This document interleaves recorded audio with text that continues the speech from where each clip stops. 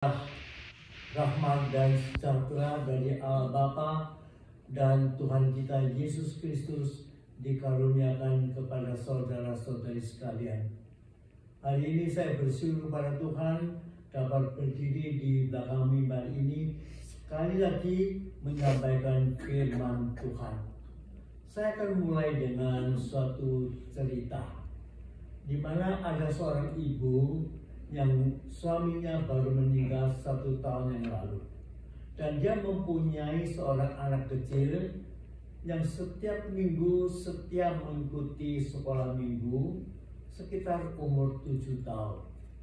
Dan pada suatu hari ibu ini melihat ada backpack yang diletakkan di pinggir tempat tidurnya, tapi isinya kok penuh itu. Lalu dibuka, ibunya terkejut.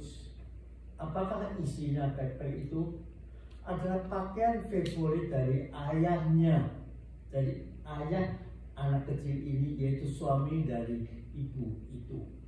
Nah, selain itu ada dompetnya, dompet ayahnya, dan ada foto-foto tentang funeral ayahnya tersebut.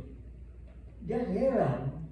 Nah, lalu anaknya dipanggil, ditanya, mengapa kamu sejak backpack ini?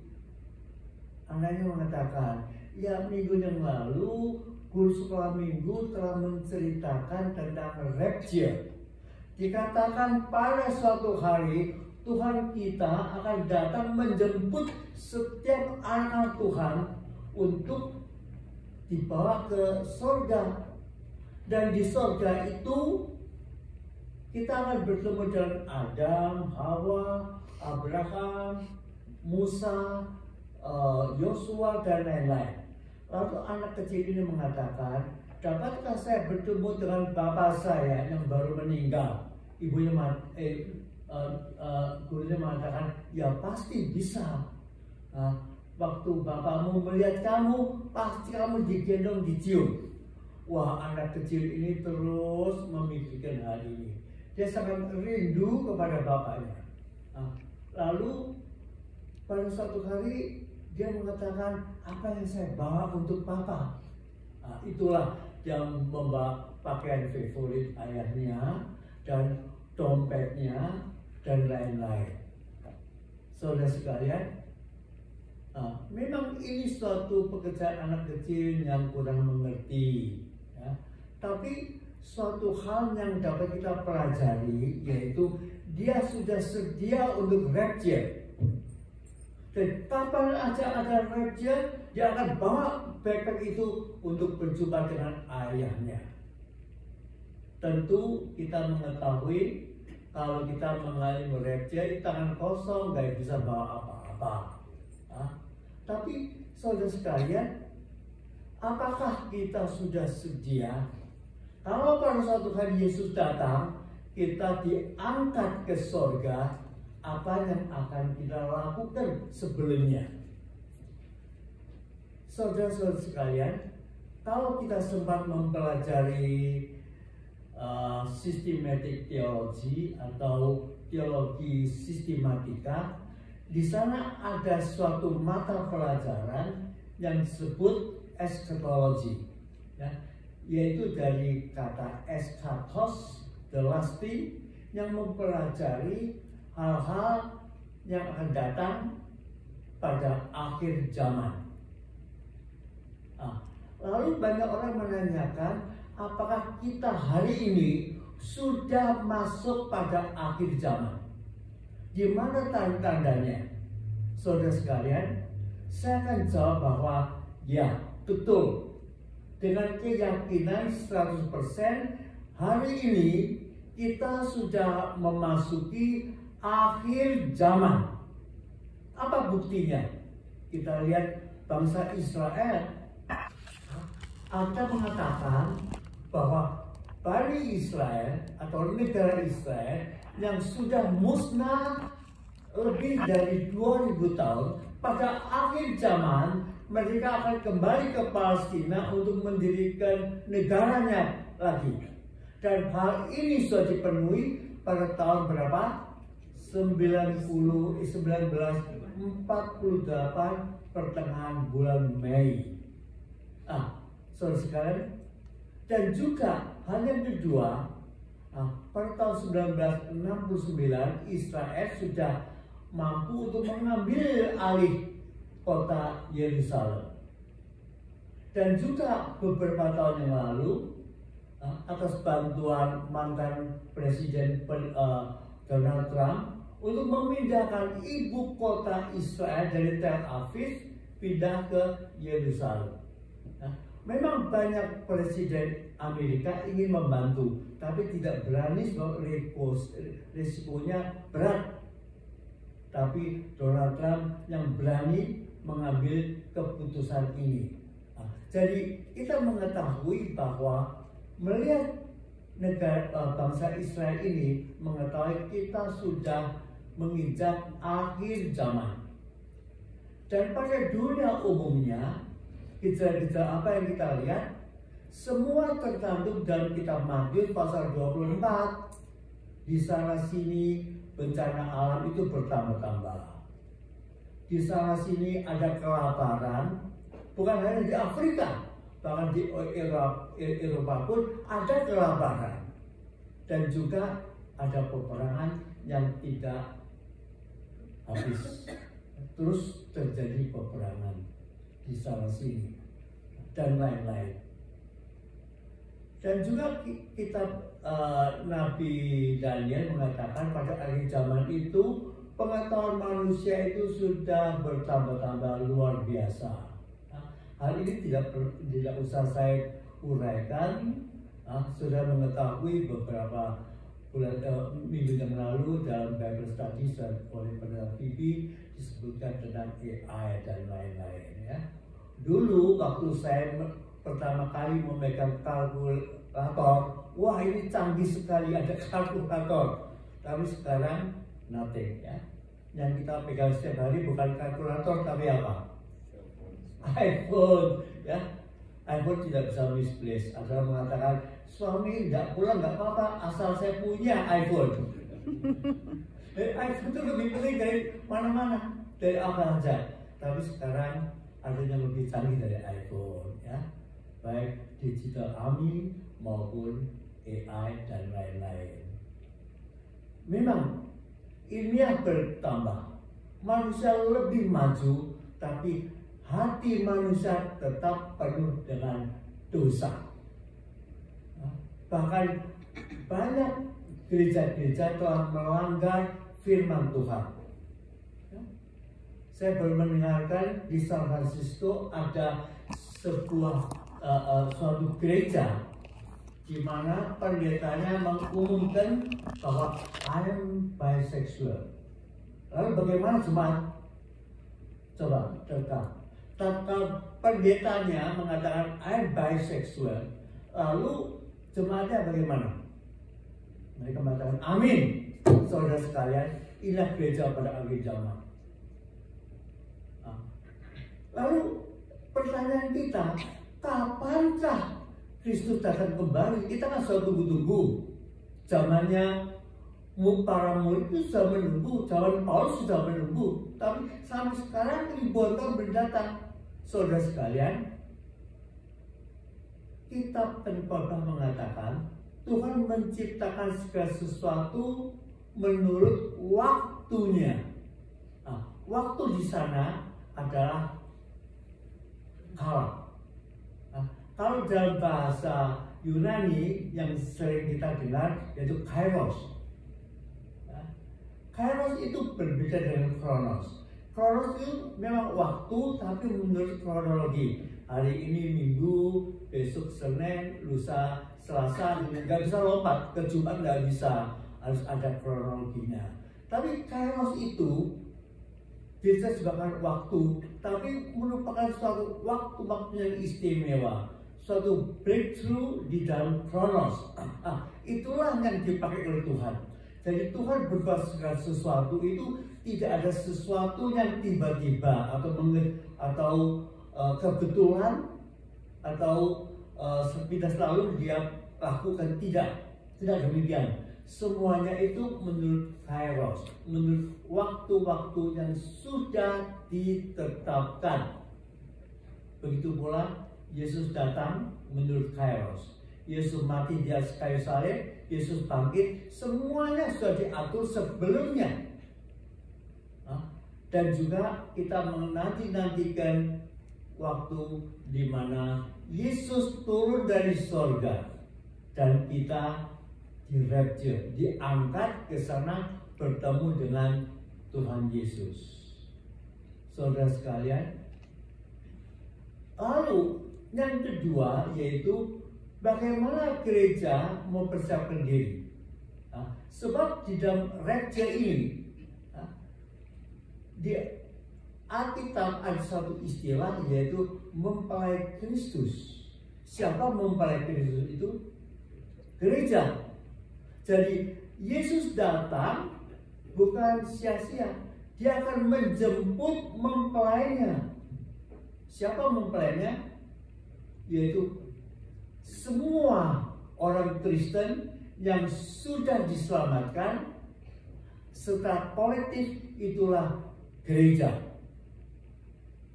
Saudara sekalian, lalu gereja bagaimana mempersiapkan diri? Sebetulnya kita sering tidak tahu bagaimana mempersiapkan diri. Tapi ya, mempelai lelaki itulah yang membantu kita untuk mempersiapkan diri. Yesus yang membantu kita. Yang pertama, dia kirim satu oknum yang memimpin kita, mengajar kita, dan juga selalu menasihati kita, yaitu para kletos, yaitu Roh Kudus sendiri. Jadi yang dimaksud dengan para kletos yaitu satu oknum yang selalu mendampingi kita. Sebab arti para itu yaitu di sebelah. Kletos itu yang memberikan bantuan. Itulah yang Tuhan berikan pada jemaat sebagai mempelai Kristus. Selalu para Kristus Roh Kudus itu menyertai kita. Yang kedua juga pakai para, ya, para kalio. Dalam bahasa Yunani ada banyak kata yang diterjemahkan doa, ya. Tapi para kalio ini yang saya senangi, ya. Artinya doa juga. Para itu sebelah, kalio itu dipanggil. Jadi kalau kita mau berdoa, sebetulnya Allah Bapa yang memanggil kita untuk duduk di sisinya. Jadi ini menunjukkan doa itu adalah suatu aktivitas atau suatu kemauan untuk dekat dengan Allah Bapa. Kalau saudara bisa bahasa Mandarin, ya, Bapak atau ayah itu apa? Dalam bahasa Mandarin, Fucin, betul tidak? Fucin. Sebetulnya Fu itu sudah Bapak. Mengapa kalau diberi Cin? Aneh, ya. Kalau saya mengatakan Bapak saya, Wote Fu, orang bingung, Fu itu apa? Tapi kalau saya katakan Wote Fucin, oh ayah kamu. Cin itu apa artinya? Dekat. Jadi ciri-ciri seorang ayah itu dekat pada anaknya. Itulah Allah Bapa kita. Dia selalu memanggil kita, kalio itu panggilan supaya kita dekat pada Dia untuk berdoa. Tapi kita sering tidak demikian, ya. Kita mau berdoa tapi jauh dari Bapa kita di surga. Ini yang kedua. Yang ketiga lebih penting lagi, ya, yaitu para lambano. Ingat, para kletos, para kalio, dan para lambano. Di dalam Perjanjian Baru, para lambano pertama kali dipakai yaitu Matius pasal pertama. Tatkala malaikat berkata pada Yusuf, ya, ambillah Maria sebagai istrimu. Dan istilah ambillah itu adalah para lambano. Saudara sekalian, Lalu apa hubungannya dengan kedatangan Tuhan? Para lambangan ini juga dipakai dalam Matius pasal 24. Dikatakan 2 orang bekerja di ladang, satu diambil, satu di Paralambano, yang lainnya yang satu ditinggal. 2 orang bekerja di rumah, satu diambil, satu ditinggal. 2 orang tidur, satu diambil, satu ditinggal. Yang diambil itu adalah Paralambano.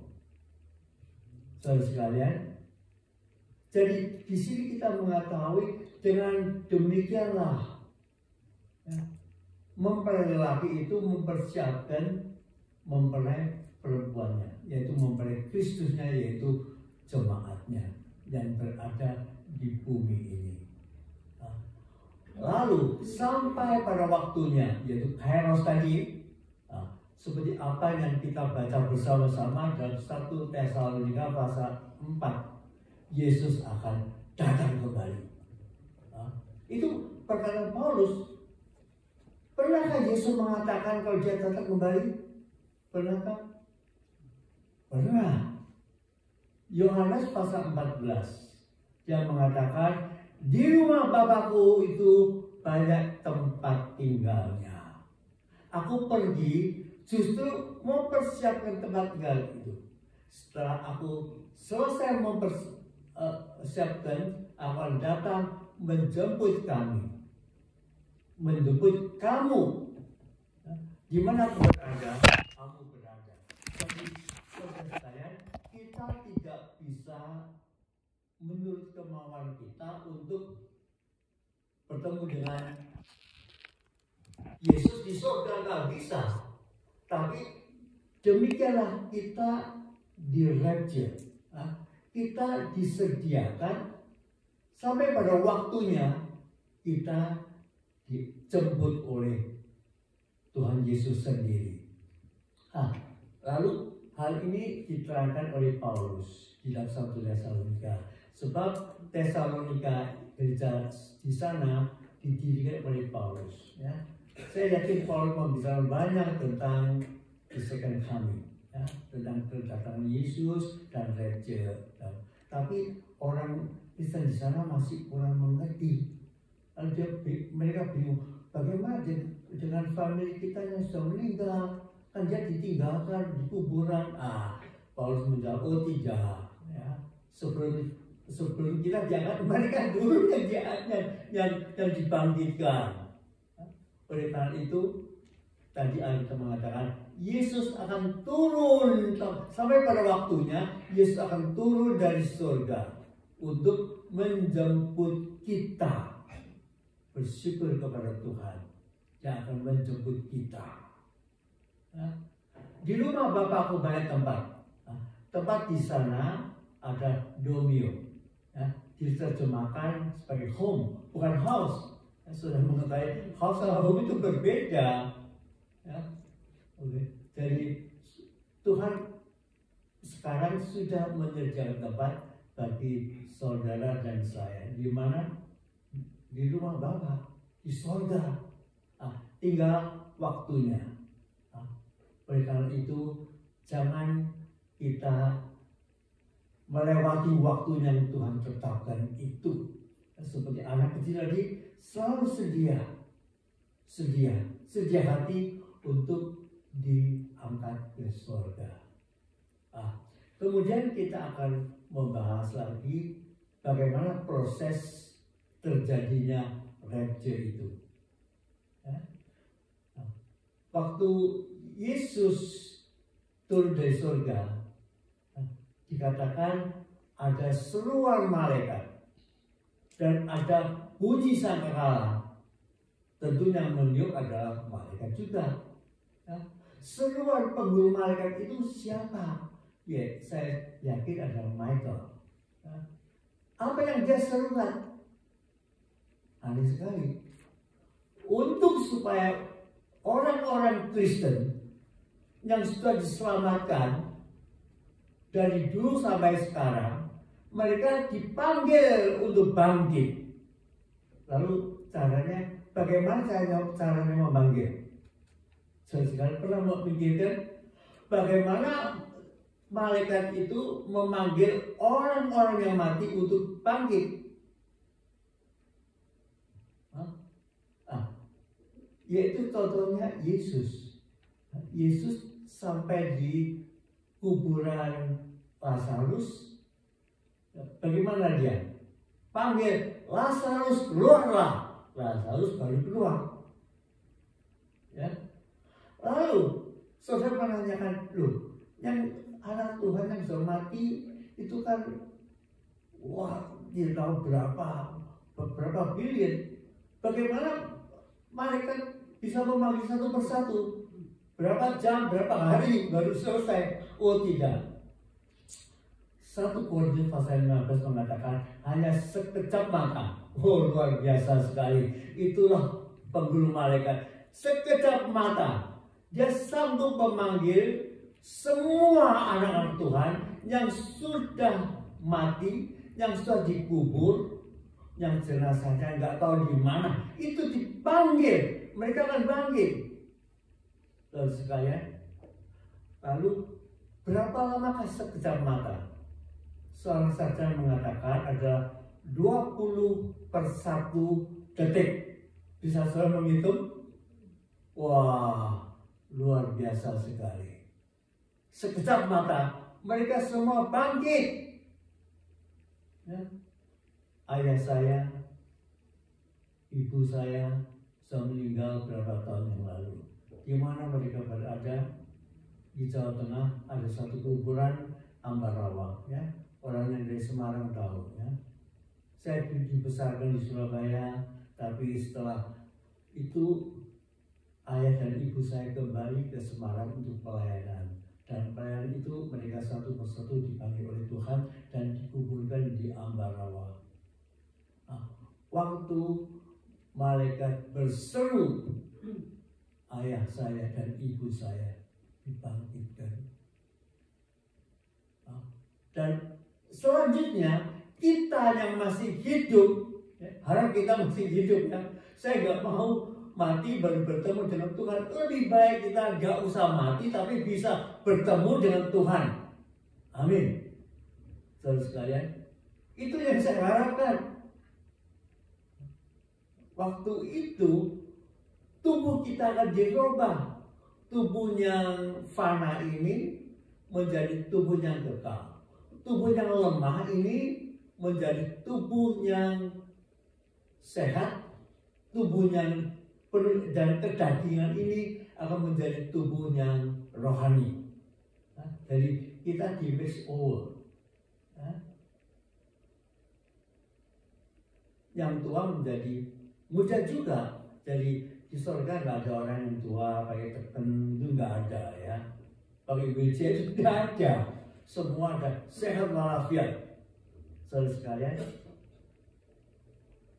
pernah seorang ibu menanyakan saya, anak saya gugur, sudah 7 bulan, enggak sampai 5 bulan gugur.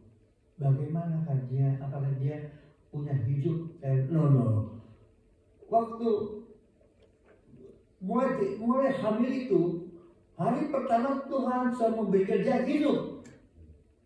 Sudah memberikan dia hidup.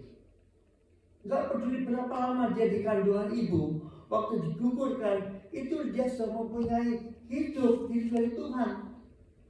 Walaupun tidak sempat untuk dilahirkan, tapi dia naik ke surga. Saudara sekalian, oleh karena itu ada suatu buku yang menceritakan fakta. Seorang anak kecil 5 tahun menderita sakit, waktu dioperasi meninggal dunia di meja operasi itu. Setelah berapa jam anak ini bangkit. Waktu dia bangkit itu, ya, pertanyaannya itu aneh-aneh. Ibunya sampai nggak tahu bagaimana menjawab. Pada suatu hari mengatakan, Mama, saya itu punya kakak. Siapa yang kasih tahu? Waktu di surga ada seorang anak perempuan memeluk saya, mengatakan, adik, welcome. mamanya bingung. Lalu dipikir, betul, sebelum anak ini dilahirkan, ya, ibu ini mengambil gugur.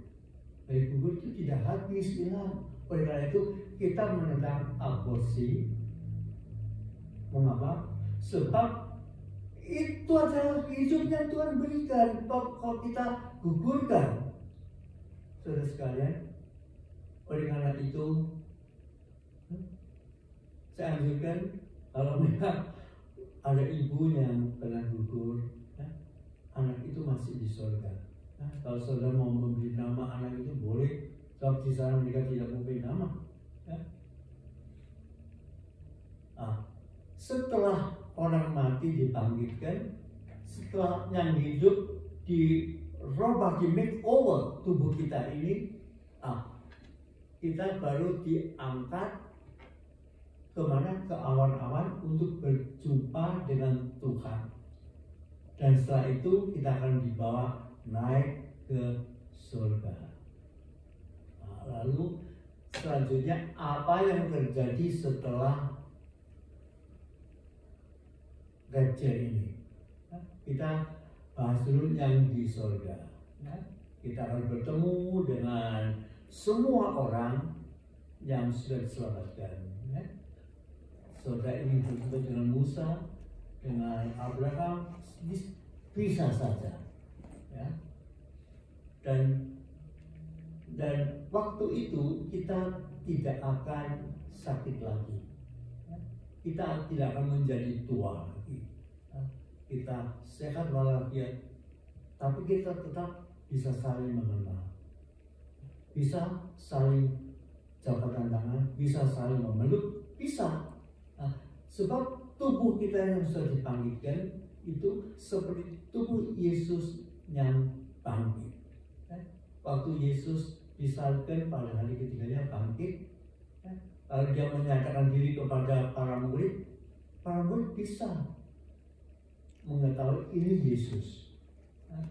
Yesus bisa makan, jadi nanti di surga kita bisa makan tapi tidak perlu harus makan. Puji Tuhan. Itulah keadaan kita. Dan yang kedua yang akan saya utarakan yaitu ada pengadilan bagi orang Kristen. Sebab Alkitab mengatakan pengadilan dimulai dari rumah Allah, yaitu rumah Tuhan. Mungkin saudara takut, wah saya diadili bagaimana? Oh tidak, itu suatu pengadilan yang tidak menentukan kamu dosa atau binasa. Oh tidak, sebetulnya suatu rewarding. Kita datang di hadirat Allah yang di dalam 1 Korintus pasal 3 disebut bima.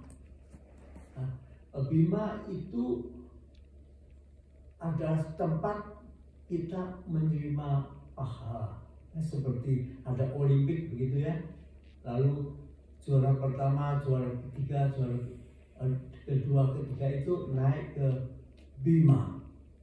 Itulah keadaan orang Kristen ya, di hadapan Tuhan. Nanti di surga kita akan diberi reward menurut apa yang telah kita lakukan, buah-buah apa yang kita sajikan. Oleh karena itu Paulus mengatakan jangan tangan kosong untuk bertemu dengan Tuhan, bawalah buah-buah rohani.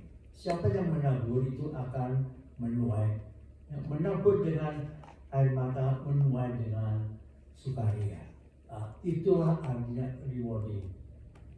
Jadi saudara sekalian, kalau saudara itu melayani Tuhan banyak kesukaran, puji Tuhan. Kita memenangkan segala kesukaran, kita akan diberi reward. Paulus pun mengharapkan reward itu yang berupa mahkota atau layanan berkat-berkat. Ini yang kedua. Peristiwa yang ketiga, ini yang dinanti-nantikan, yaitu kita diajak di dalam suatu perjamuan nikah anak domba Allah. Siapa mempelainya? Oh, gereja mempelainya.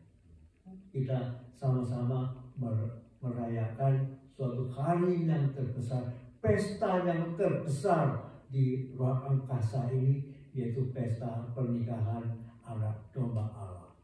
Ini surga. Lalu bagaimanakah di dunia? Saudara sekalian, bagaimana keadaan dunia? Coba kita pikirkan. Kalau rapture itu terjadi pada malam hari, semua tidur, bangun, loh, orang Kristen hilang semua. Tapi kalau di sini malam, di Indonesia apa? Siang atau sore, ya. Jadi kalau ada orang Kristen sedang mengendarai mobil sangat cepat sekali, tahu-tahu dia diangkat, mobilnya bagaimana? Wah, tidak karuan ya. Kalau mobil masih mendingan. Bagaimana kalau sang pilot itu adalah orang Kristen? Kapal terbangnya itu di jauh di atas, lalu tiba-tiba dia diangkat. Lalu bagaimana dengan keadaan pelindung? Terjadi pelindung crash di sana sini ya. Jadi kita mengetahui pada hari orang Kristen diangkat, rapture, dunia itu kacau balau. Dan istilah rapture ini datang dari raptus, bahasa Latin ya. Tapi bahasa Yunaninya lebih ada artinya, yaitu harpazo. Harpazo itu artinya Tuhan dengan tangannya yang maha kuat, maha kuasa untuk mengangkat jemaatnya, untuk mengangkat orang-orang Kristen ke surga. Mengapa harus dengan tangan yang kuat? Sebab iblis tidak ingin melepaskan orang Kristen supaya tetap di dalam dunia ini. Sebab tahu begitu orang Kristen diangkat, murka Tuhan akan ditimpakan di dalam dunia ini. Jadi kita tahu setelah kita di rapture, lalu dunia ini memasuki suatu periode yang disebut tribulation selama 7 tahun. Memang banyak teologi itu ahli teologi mempunyai pendapat yang berbeda ya. Tapi saya mengatakan yang paling masuk akal, yang paling menurut ajaran Alkitab yaitu pre-tribulation ya. Jadi rapture itu terjadi sebelum dunia ini dihakimi atau murka Allah dicurahkan. Di dalam Alkitab saya mengatakan bahwa yang paling teratur itu kitab apa? Bukan Mazmur, bukan Matius, tapi Wahyu. Kitab Wahyu yang ditulis oleh Yohanes itu perintah Tuhan. Tulislah apa yang kamu lihat. Jadi tidak lompat-lompatan ya. Menurut suatu prosedur. Kalau kita baca kitab Wahyu, pasal pertama sampai pasal yang ketiga 19 kali menyebutkan tentang gereja. Gereja di mana, di Efesus, di Laodikia, di mana-mana gitu ya. 19 kali. Tapi setelah pasal keempat sampai pasal ke-18 satu kali pun tidak disebut tentang gereja. Sebab pasal yang keempat itu terjadi rapture, pengangkatan. Di mana gereja? Nggak ada. Ada orang mengatakan Roh Kudus pun tidak ada, tapi saya kurang setuju ya. Roh Kudus kok bisa ditarik? Roh Kudus siapa? Itu Allah. Allahnya maha ada, omnipresent. Dimanapun Roh Kudus ada. Kalau Roh Kudus tidak ada, bagaimanakah di masa tribulation ini ada orang yang percaya? Jadi setelah dia diangkat, saudara sekalian, ya, di dalam dunia ini masih ada orang demi rahmat Tuhan diselamatkan, tapi mereka mengeluarkan suatu harga yang sangat-sangat berat sekali. Saya bayangkan bagaimana gereja pada waktu itu. Hari ini siapa yang membuka pintu gereja? Siapa? Siapa? Bibi. Ya, oke. Kalau seandainya katanya, ya, kemarin malam Yesus datang, kita direject. Tapi di antara kita ada orang yang ditinggal, left over, ya, left behind. Ya. Kan nggak tahu, minggu-minggu pagi dia datang, loh, sudah habis jam 9 kok bisa belum buka. Di mana pendetanya? Di mana pengurusnya? Jam 9 lebih, loh kok tidak ada? Itu keadaan itu mungkin terjadi. Maka saya harap setiap anggota kita yang dengar firman Tuhan pada hari ini ada keyakinan kalau saudara itu pasti diangkat, pasti ada rapture tatkala Yesus datang. Bagaimana caranya? Sungguh-sungguh bertobat, terima Yesus sebagai juru selamat. Sebab barang siapa yang namanya tidak tercantum di dalam buku hayat anak domba Allah, itu tidak akan diangkat. Saudara sekalian, oleh karena itu sediakanlah hati. Sebab 7 tahun tribulation itu sangat mengerikan. Itu merupakan murka Allah untuk dunia yang penuh dengan kejahatan. Oleh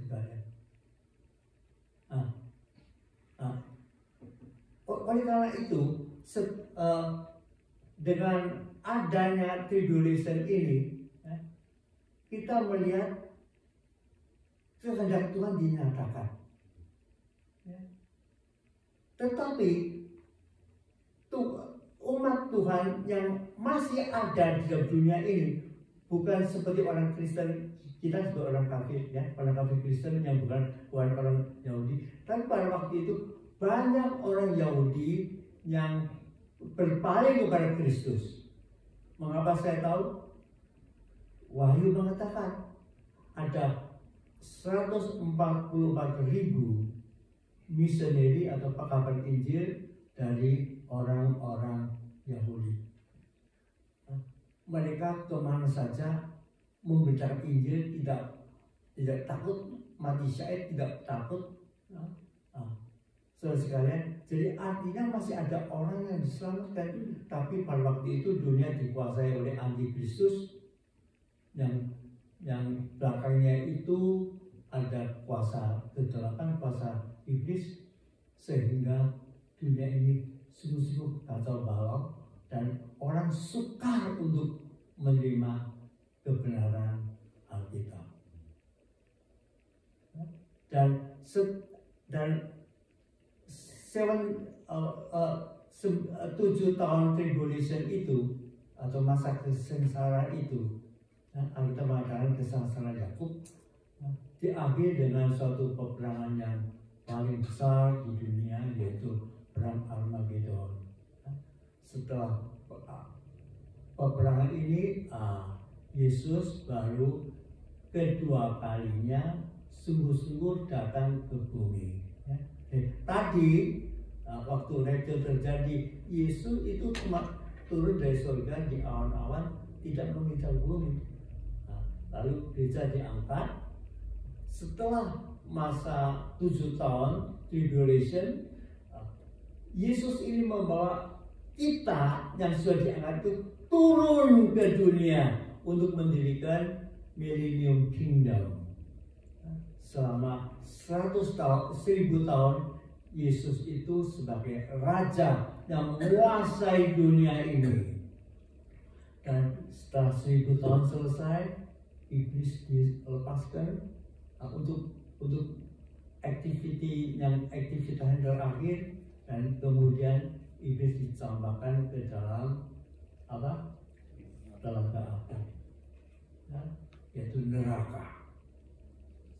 Lalu Tuhan menjadikan suatu tahta yang disebut Great White Throne untuk mengadili mereka yang namanya tidak tercantum di dalam buku hayat anak domba, dan semuanya itu dicampakkan ke lake fire, telaga api, yaitu neraka. Dan anak Tuhan yang sudah sungguh-sungguh diselamatkan, kita dibawa ke langit dan dunia baru. Nah, sekianlah secara manusia itu masuk ke kekekalan.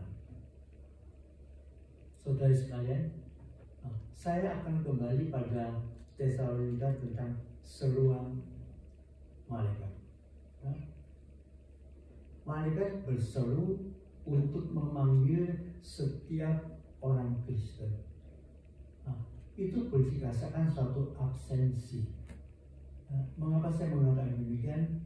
Sebab ada suatu kesaksian sebagai penutup, seorang pemuda Kristen yang aktif sekali menjadi ketua dari Youth Fellowship, persekutuan orang muda. Pada satu malam tatkala dia mau memimpin kebaktian untuk kaum muda di gereja, dia bertemu dengan seorang gadis yang belum percaya Tuhan.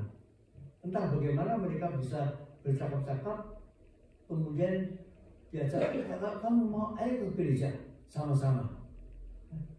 Nah, dari situ, ya oke, saya akan ke gereja. So,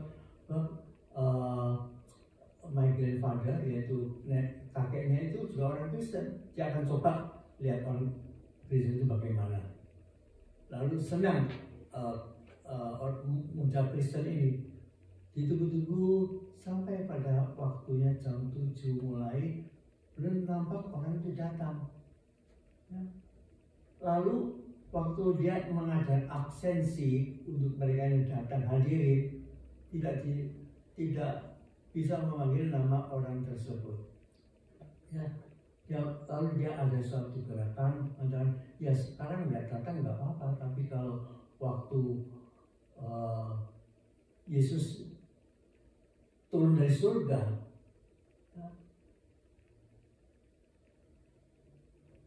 malaikat itu mengadakan absensi, namanya tidak dipanggil, itu sangat celaka sekali. Kemudian Tuhan menggerakkan dia menulis suatu nyanyian, yang bahasa Indonesianya bagaimana saya tidak bisa menyanyikan, tapi yang Inggris mengatakan when the rolling upon yonder I be there.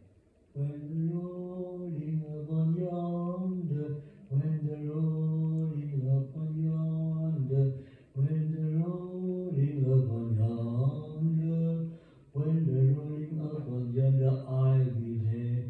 Jadi waktu di absensi di sana, aku ada di sana. Saudara sekalian, nyanyian ini telah menggerakkan banyak orang untuk terima Tuhan Yesus. Oleh karena itu, di antara kita, kalau ada saudara-saudari tidak yakin untuk diselamatkan, hari kesempatan kita berdoa, Tuhan, aku mau terima Tuhan sebagai juru selamat, ampun dosaku, cantumkan namaku di dalam buku hayat anak domba Allah, supaya waktu Yesus engkau datang, aku akan diadopsi untuk bersama-sama dengan gereja memasuki kemuliaan Allah. Bagaimana tanggapan saudara? Mari kita berdiri. When the rolling upon yonder, when the rolling upon yonder, when the rolling upon yonder, when the rolling upon yonder I be there. Saudara-saudara sekalian, ini kesempatan kita sungguh-sungguh terima Tuhan. Saya yakin kebanyakan di antara kita tahu dirinya sebagai orang Kristen, tapi kalau masih ada sebagian kecil, 1, 2 atau berapa yang belum yakin diselamatkan, kiranya hari ini kesempatan kita mengatakan, Tuhan aku mau, Tuhan aku mau. Nyanyikan sekali lagi, kalau yang mau boleh angkat tangan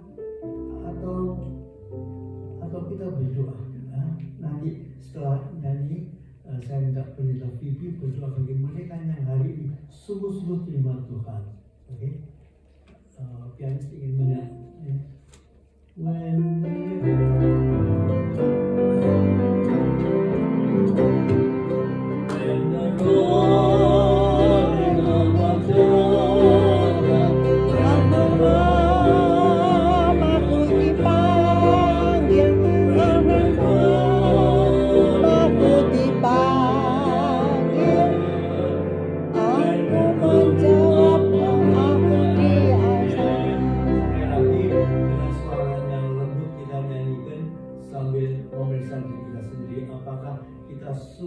sudah sungguh-sungguh diselamatkan. When